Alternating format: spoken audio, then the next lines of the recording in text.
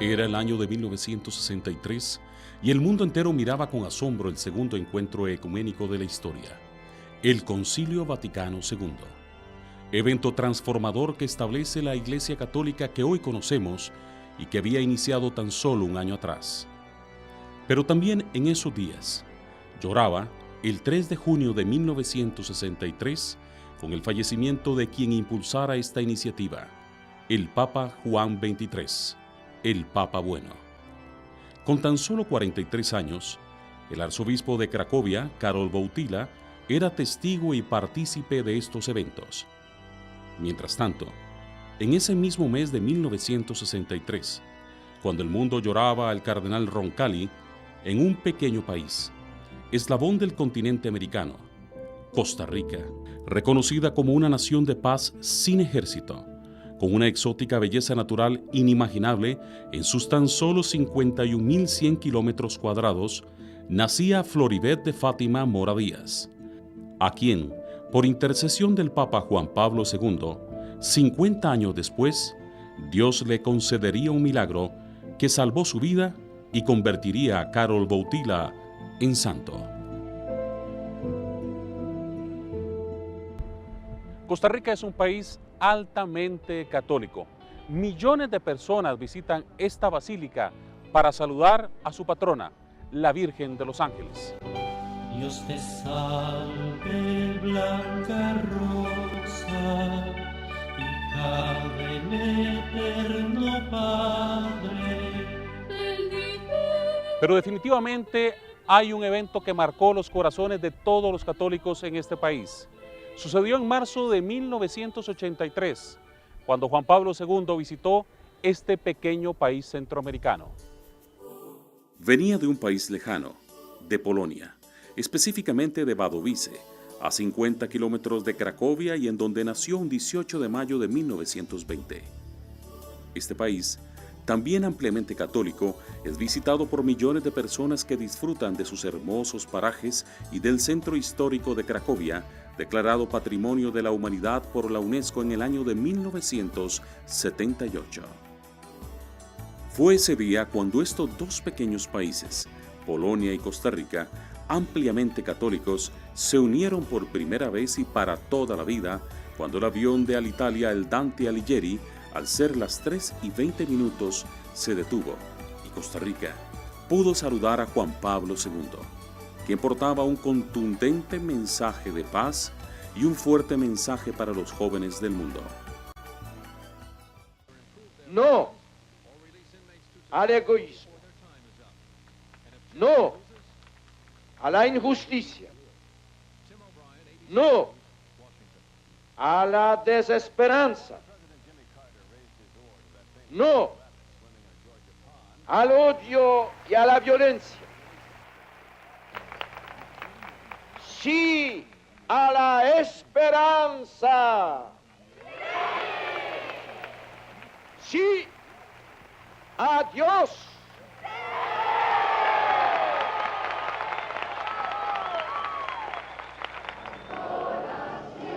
Żyje, żyje nam 100 lat, niech żyje, żyje nam.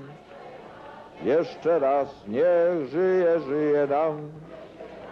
Jeszcze raz, niech żyje, żyje nam. Niechaj żyje nam. Siendo joven, Floribet Mora Díaz vivió ese mensaje de Juan Pablo II en el mismo Estadio Nacional, sin saber que 28 años después una desgracia y una bendición impactarían su vida y marcaría la historia de Juan Pablo II. El 8 de abril del 2011, al ser las 6 de la mañana, desperté normalmente. Y me levanté, me fui, me lavé los dientes, pero me sentía un poco mareada. Fui y me senté de nuevo en la cama y empecé a sentir un dolor de cabeza muy fuerte. Era un dolor no común. Yo he padecido dolor de cabeza, pero ese era algo increíble, era muy fuerte. Me llevé las manos a la cabeza, recuerdo tratando de sostener porque yo sentía que la cabeza me crecía, era algo increíble. Me sorprendió, le dije a mi esposo que me llevara al hospital. A mí no me gusta estar en el hospital, pero me sentía tan mal que le dije a mi esposo que me llevara al hospital. Recuerdo que él se preparó, se alistó con mi hijo mayor. Me estaban quitando la ropa de dormir porque ni siquiera podía moverme, era algo extraño, perdí el movimiento de mi cuerpo inmediatamente y empecé a vomitar.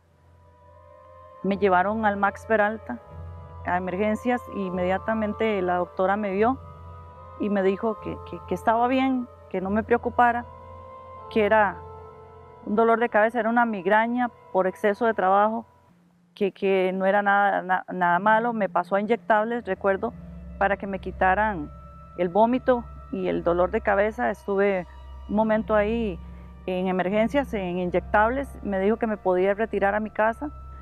Después de que llegué del hospital, dormí toda esa mañana, me desperté a la 1 de la tarde, me bañé, preparé mis cuadernos de la universidad y la computadora porque tenía que presentar, tenía una exposición y en fin, di la exposición.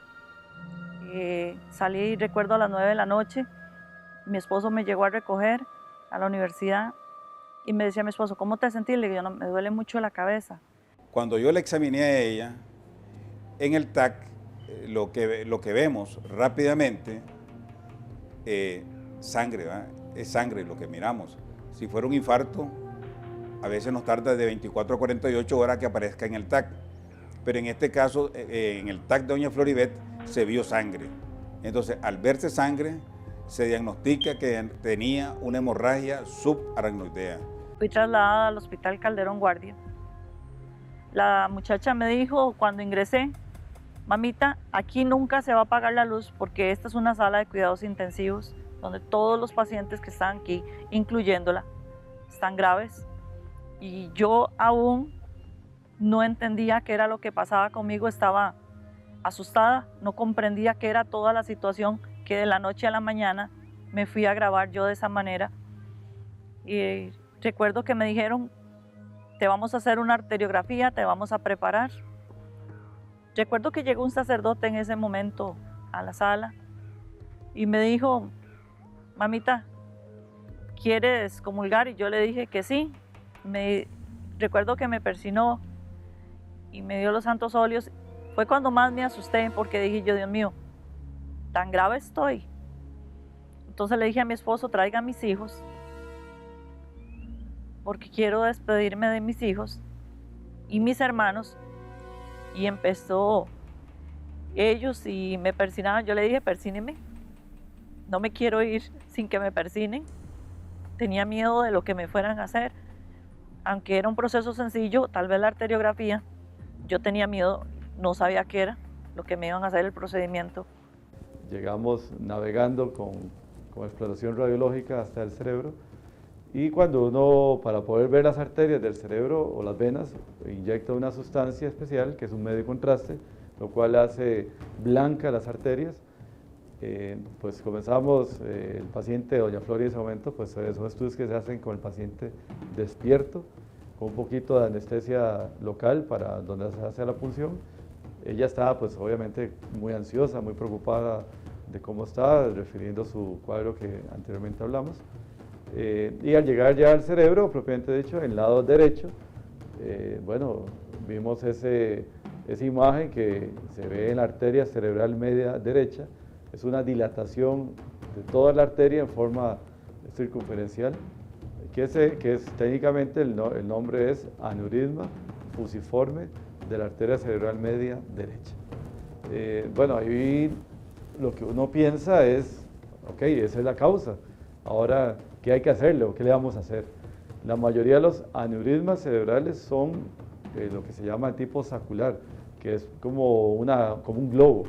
Entonces, estos, que son prácticamente un 90%, se tratan ahí mismo, se tratan con cirugía abierta, que es lo más clásico, pero el tipo fusiforme ya eso no puedes tratarlo tan fácil como los otros aneurismas. Cuando ella estaba arriba en sala ya, pues ella lloraba bastante. Ella me decía, mi amor, no me dejes morir, mi amor, vea que mis chiquitos, ella pensaba mucho en mi hijo menor, en los demás hijos y los nietos, pues los nietos de ella la vuelven loca. Pues ahí le dimos un tratamiento que consistía más que todo en medidas para bajarle un poquito la presión cerebral, para evitar que esa sangre que se le había regado dentro del cerebro hiciera lo que se llama un espasmo de las arterias, para que esas arterias no se cierren, porque si las arterias se cierran puede ocasionar que haga un infarto cerebral, entonces, o que se muera una parte del cerebro. Me vine a la casa a decirle a mis hijos de lo que estaba pasando, me reuní con ellos, les dije, vean, mis chiquitos pasa esto, así, así. En la salita de mi casa les dije, mami no va a durar mucho, mami el promedio de vida de ella es de un mes, pero puede ser en cualquier momento antes del mes. Mis hijos lloraban bastante, porque era su mamá, y yo llorando con ellos, desesperados todos. Ver a mis hermanas llorando, mi hermano cuando es más pequeño, ¿quién lo va a cuidar? ¿Quién nos va a seguir guiando por el camino que llevábamos? Y todavía mi padre decía, yo no sé qué voy a hacer yo sin ella. Ayúdenme, por favor, unámonos como familia. Difícil, fue muy difícil. Recordarlo todavía duele, y duele bastante. Se le habló al esposo, yo le hablé al esposo y a doña Flori sobre las posibilidades que existían. Nosotros lo vimos en la sesión clínica que tenemos los neurocirujanos en el hospital, y casualmente en ese momento había un congresillo en la Ciudad de México de compañeros latinoamericanos de lo que es neurocirujanos con la subespecialidad que yo tengo, que es de aneurismas cerebrales, y pues yo llevé el caso, entonces dije, voy a llevarles el caso para ver qué opinan. Entonces, porque, como repito, no es muy frecuente y la mayoría de estos pacientes se tratan desde el punto de vista conservador. Conservador quiere decir que no se operan o no se les pone ningún stent o ningún balón en la cabeza, porque puede ser más bien peor para el paciente. Recuerdo que para esos días se acercaba la beatificación de Juan Pablo II y aún estando enferma, yo mantenía mi fe y siempre seguía rezando para que Dios me ayudara. Yo le pedía a Juan Pablo II que me ayudara. Siempre era la constante en mí de pedirle a Juan Pablo II que él, que estaba tan cerca de Dios, le dijera al Señor que me ayudara, porque yo no me quería morir. Debido a los sedantes, ella tenía que dormir, obviamente. A veces parecía uno que como que ella no estaba respirando. Entonces de inmediato nos íbamos, fuera mi persona, mis hermanas, a tocarla. A ver si mamá todavía estaba caliente o estaba ya fría. Porque mi papi nos había dicho, en cualquier momento ustedes la van a sentir, ya no va a respirar. O si la sienten va a estar fría. Y era algo constante de estar uno pensando, voy a ir a ver a mami, voy a ir a ver a mami, y estarla tocando. Entonces ya uno como que la pellizcaba o algo para que se moviera, y ya uno la veía moverse. Pero era una, como digo yo, ella estaba muerta en vida. Porque era una persona postrada en su cama, sin hablar. Si se despertaba era solo en las mañanas, y había que darle sedantes nuevamente para que no tuviera tanto dolor. Costa Rica vivía con mucha felicidad la fiesta de beatificación de Juan Pablo II. Inclusive, se celebró una gran actividad en el Estadio Nacional. Floribet deseaba estar en el lugar, y aunque le rogó a su esposo que la dejara ir, sabía que sería imposible por su estado de salud. Entonces, le pidió que no le diera sus medicamentos, pues quería mirar la transmisión que emitiría el canal del Estado. Me quedé dormida gracias a los medicamentos, y recuerdo que no sé cómo, porque nunca lograba despertarme, logré despertarme, agarré el control y encendí el tele y puse Canal 13 para ver. De hecho, logré ver y recuerdo claramente a Benedicto XVI cuando estaba hablando, cuando llegó la monja con la reliquia. Para mí fue algo impactante. También estaba viendo lo que el padre Sergio estaba haciendo en el Estadio Nacional, que la vigilia, todo eso lo logré ver. Recuerdo que me quedé dormida viendo eso y pidiéndole a Dios esa ayuda.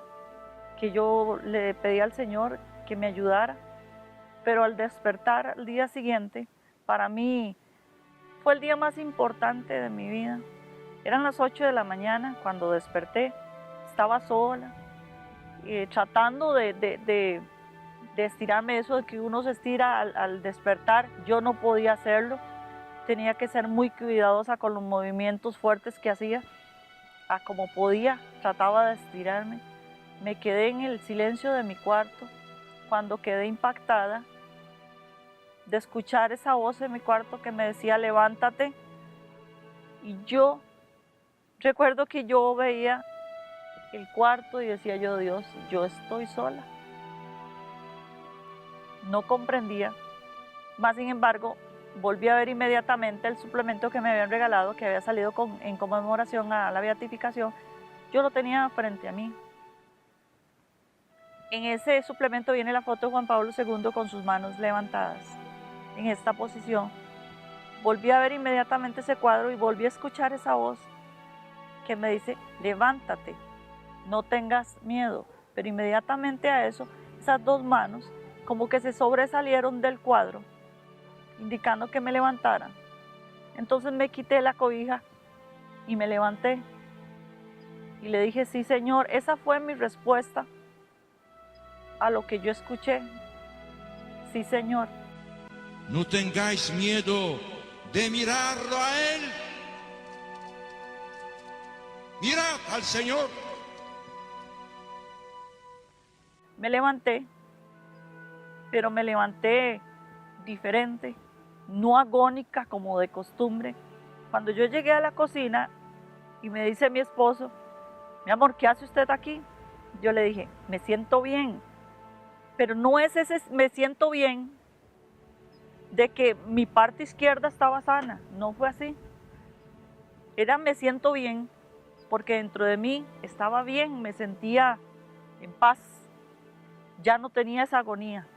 Y lo más importante era que ya no tenía miedo, me sentía con la certeza de que estaba sana, aunque mi cuerpo dijera todo lo contrario, porque aún estaba dañado. Un 12 de noviembre del año 2011, 8 meses después de que le habían dado un mes de vida a Floribet, se tuvo que someter a otros exámenes para ver la evolución del caso. La cita con el doctor Vargas estuvo marcada por una constante revisión de los datos de la paciente. El doctor se cuestionaba lo que miraba, revisaba el material, tenía que estar seguro de lo que iba a decir. Los minutos pasaban. Y pues ya comienzo a ver el cerebro bastante bien, y cuando ya veo la fase, lo que es la parte arterial donde está el aneurisma, pues yo me sorprendí muchísimo.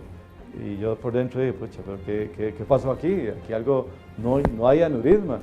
¿Será que entonces ahí dije, no le hemos dado no le hemos operado, no le hemos puesto ningún COI, ningún stent? Algo pasó aquí.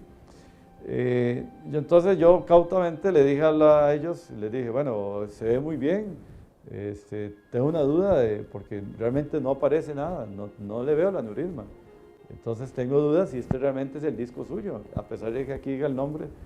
Pero bueno, entonces en ese momento recuerdo que ellos se pusieron, pues, estaban como muy tranquilos, doña Flori y el esposo, y ellos se volvieron y dijeron, bueno, es que ve que fue por Juan Pablo II. Eso sí me acuerdo muy claro. Ellos, entonces les dije, bueno, déjenme ir al centro de resonancia de aquí del hospital para verificar si el estudio es el suyo. Le comenté al neuroradiólogo el cuadro clínico, entonces que yo tenía una duda, que por qué tenía un aneurisma y ahora no tiene. Lo sacó de la base del almacenamiento de datos que tenían, y de hecho era el disco de doña Flori, era el estudio de doña Flori, y que no había aneurisma. Inclusive el reporte de la resonancia, el reporte del neuroradiólogo de nuestro hospital, ahí está escrito que no existe aneurisma. Que recuerdo que cuando él me dice, no veo nada, ¿estás bien? Entonces fue cuando yo le dije, yo sé, estoy sana. Entonces le dice mi esposo, recuerdo que le dice mi esposo, ¿y para usted qué es esto, doctor? Y si yo no le di, o no lo operé, o no le hice nada dentro del cerebro, desde el punto de vista quirúrgico o endovascular, algo pasó, algo tuvo que haber pasado. Y entonces, ante tal situación, uno no puede tampoco ser en no creer en todas las cosas. Entonces yo dije, pues sí, esto tuvo que haber sido un milagro, definitivamente. Floribet y Edwin salieron felices a contarle a su familia que no existía rasgo alguno de su problema de aneurisma. Edwin insistió en contar lo que había sucedido para honra de Dios. No obstante, Floribet, aparte de sus seres queridos, no quería hacer tan público el asunto, pues sabía que la gente no le iba a creer. Recuerdo que un domingo después de venir de misa, me senté, me fui a la computadora y empecé a buscar dónde escribir el testimonio. Entonces puse en la computadora, puse Carol Wojtyla, dije yo, a él me corrige si lo escribí mal. Me desplegó varios links y recuerdo que me metí en el primero que decía carolwojtyla.org y empecé a leer todos los testimonios que venían. Y hay una parte que dice, ¿quieres escribir tu testimonio? Entonces ahí fue cuando dije yo, aquí es donde voy a escribir mi testimonio. Y al último le puse Floribet Mora Díaz, San José, Costa Rica. Eso fue el único detalle que puse, no puse ninguna otra dirección, puse Floribet Mora Díaz, San José, Costa Rica, porque así venían el resto de los testimonios, que eran de varios países. E mi ricordo che verso febbraio dell'anno 2012, dopo la beatificazione, mi è pervenuta una mail che mi ha molto incuriosito. Era una mail appunto firmata da Floribet. Raccontava il caso della guarigione da questo aneurisma cerebrale che era già con un versamento del sangue in atto, che è scomparso all'improvviso proprio nel giorno della beatificazione. Grazie alle persone che collaborano con me di lingua spagnola abbiamo cercato di instaurare immediatamente il contatto con la signora, però i tentativi che abbiamo fatto sono rimasti senza alcuna risposta. Siamo rimasti molto dispiaciuti del fatto, però il caso era talmente interessante che non volevo abbandonarlo. E allora dal testo che Floribet ha scritto sono riuscito a captare alcune informazioni che mi hanno portato alla conoscenza con Don Donald, il parroco della parroquia dove sono custodite le reliquie di Giovanni Paolo II. En Roma, en ese momento, en la oficina de la postulación, nada más sabían que era de Costa Rica, que no vivía en Paraíso, porque ella en su narración dice que ella vino a esta comunidad, que no era su parroquia, que ella se congregaba a celebrar la Eucaristía en una parroquia en San José, Entre Ríos, o en algunas ocasiones en Cristo Rey, de donde era nativa, y que ella lo escribió así y que nada más vino ese día. Y contó que ella había enviado un arreglo floral y que había hablado conmigo, ¿verdad? Y que yo le había dado la tarjeta. Entonces así logran comunicarse conmigo y de pronto me veo yo ya metido completamente en este misterio de Dios porque me piden localizarla. Y al día siguiente ya ellos se estaban contactando conmigo, indicándome que estaban muy interesados en mi caso y que si ellos podían ver mis exámenes, a ver si eran reales. Y yo le dije, con mucho gusto, yo se los envío.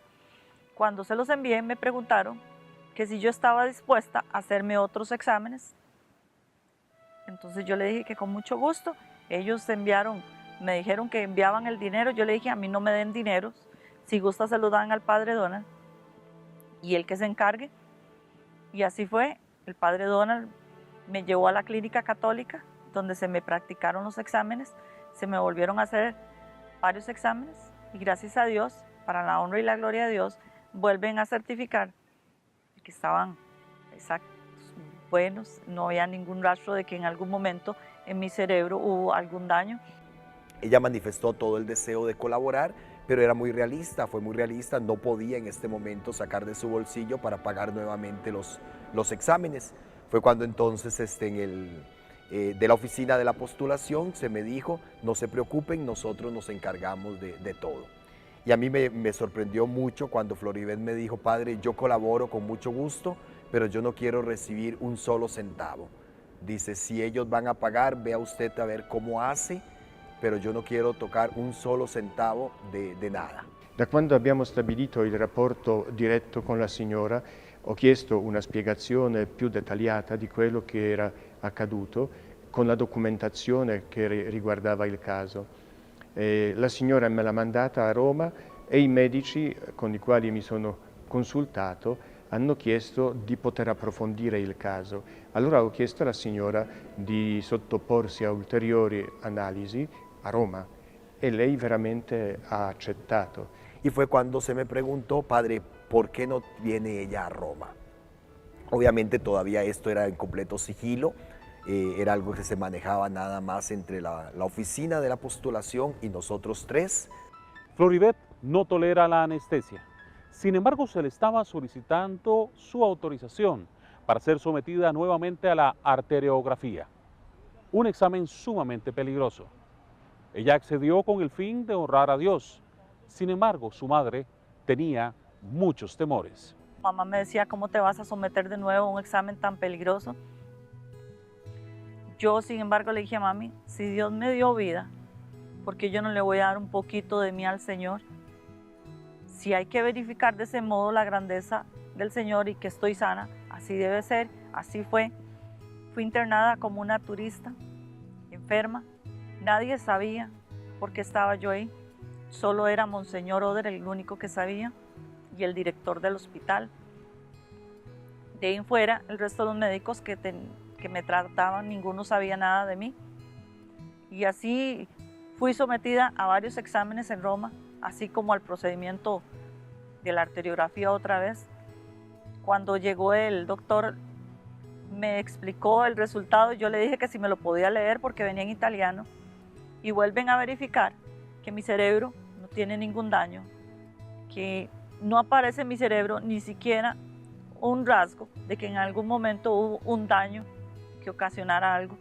Il momento in cui davvero mi trovavo ancora nella incertezza era il momento in cui la signora è venuta a Roma, si è sottoposta all'analisi, poi è partita e io stavo aspettando il risultato di queste indagini. Questo era un po' il momento che mi teneva col fiato sospeso, però quando mi sono reso conto, ho avuto la risposta rassicurante dei medici esperti, allora veramente ho detto Dio sia lodato. El 21 de noviembre del año 2012, Floribet recibió la llamada del canciller de la Curia Metropolitana Costarricense. Se nos solicitó formar acá un tribunal. En este momento no había tantos sacerdotes con especialidad en derecho canónico acá en la arquidiócesis, entonces de Roma vinieron 2 sacerdotes, el postulador de la causa, lo que se conoce como el abogado del diablo, que el nombre correcto sería el promotor de justicia, que es el que hará todo lo posible para que la canonización no se dé, y un notario laico, que fue el que llevó el proceso como notario, también un muchacho italiano. Y se nombró como juez, o se me nombró a mí como juez del proceso acá en la arquidiócesis. Recuerdo que preguntaban en italiano, que me dijeran a mí, ¿por qué usted no le contó a la gente lo que usted estaba viviendo? Entonces ellos me decían, yo le dije, no, yo le conté a mi esposo días después. ¿Por qué? Yo le dije, yo tenía miedo.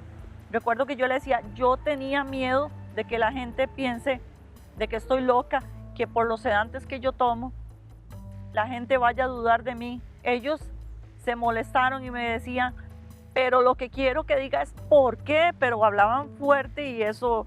Entonces fue cuando yo, recuerdo, me paré de la silla y le dije, porque todos ustedes son sacerdotes, personas de Dios, y están aquí frente a mí y dudan de lo que estoy diciendo. ¿Usted cree que la gente normal pueda creer en mí? Si ustedes, que son sacerdotes y personas cercanas a Dios, no me quieren creer, aún viéndome. Todo ese proceso duró cerca de 3 semanas, donde recibimos todas las declaraciones, tanto de las personas que estuvieron cerca de Floribet como de los médicos y algunos sacerdotes que habían escuchado en un primer momento la declaración de Floribet sobre el milagro que había recibido. Después se dio toda toda la deliberación por parte de quienes formábamos el tribunal, se recogió toda la información y se hizo el expediente que fue enviado al Santo Padre, al Papa Benedicto en ese momento aún. Una copia queda archivada acá en la Curia Metropolitana, la otra se envió a Roma. Son dos archivos exactamente igual, sellados.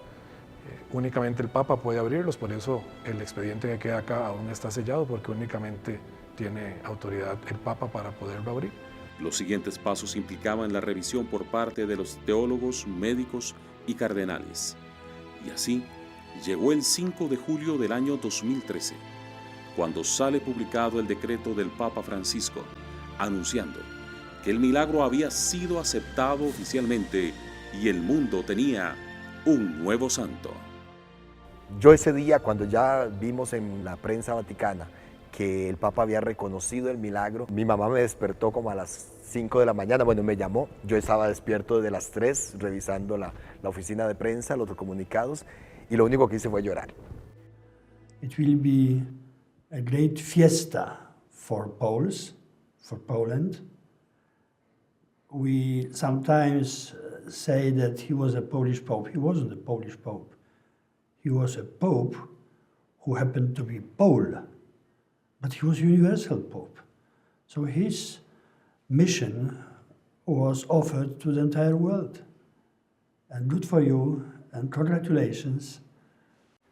Para Costa Rica es una fiesta nacional, creo yo. Es una especie de premio a una fe auténtica que tiene el pueblo costarricense. Y también es un regalo que recibimos y que damos, porque es por medio de este milagro a cientos de kilómetros de Polonia que el Papa polaco, que para todos nosotros es el Papa de todos, llega a los altares. Si olvidé algún detalle, aquí lo importante es la gloria del Señor por la intercesión de Juan Pablo II. Y yo sí creo en los santos. Y Juan Pablo II estuvo conmigo. Estos son mis amores. Esta es mi familia. Para mí es muy emocionante contar mi historia de vida, contar las maravillas que ha hecho el Señor en mi vida.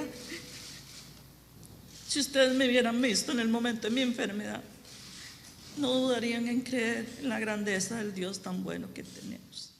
La historia de Floribet Mora Díaz y la intercesión de Juan Pablo II ante nuestro Señor para su sanación no solo fue una historia de fe, fue una historia cargada de dolor, de tristeza, de indiferencia de parte de la gente, que se sostuvo solo por una frase que un día escuchó decir al Santo Padre Juan Pablo II: no tengáis miedo. Mirad al Señor con ojos atentos y descubriréis en Él el rostro mismo de Dios. Lejos de Él solo hay oscuridad y mal. Buscad a Cristo, mirad a Cristo y vida en Cristo. Este es mi mensaje.